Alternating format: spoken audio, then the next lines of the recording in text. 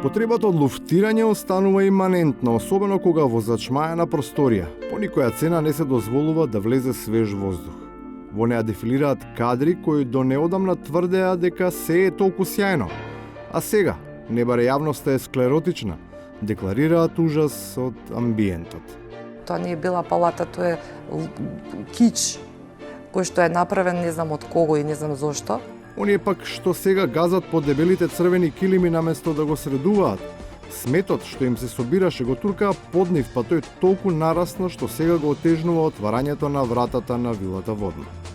Со оглед на искуството со метлата можно е пак, како и при ланските најави за пролетно и јесенско чистење. Сето тоа да биде лов на вештерки во кој само ке се мафта со неа без никој да почувствува што значи на вистина да се летне. Голем е бројот на луѓе во владата кои што многу се трудат, а не знаат. Но се трудат и да научат. Има еден дел кој што ниту знаат, ниту се трудат. А поради тоа ќе се случи секако и реконструкција. Како така ние бараме оставки, после ќе се мислиме од кај да најдеме луѓе да ги ангажираме. Ало, менувај таму нешто, оти не ти чини работата. И секако забрането е до избори. Со закон е забрането. После изборите ќе се случат промените.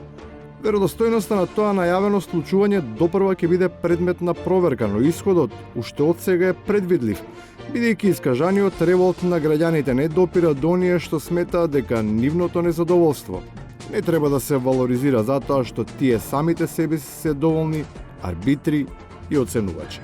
Ја сум задоволен од работата на министрите на Демократската унија за интеграција, да, посебно задоволен сум од пратеничката група исто така и од градоначалниците. Од другата страна пак се оние кои секогаш се обидуваат да ја покажат својата математичка прецизност, но само кога ја врзуваат за политичка конјуктура. Таа не им го дава точниот и очигледен резултат, па неумоливата сила на јасните бројки се ублажува со нивно трансферирање во проблематични проценти со цел по секоја цена да се докаже дека актуелните 319.000 се повеќе од 332.000.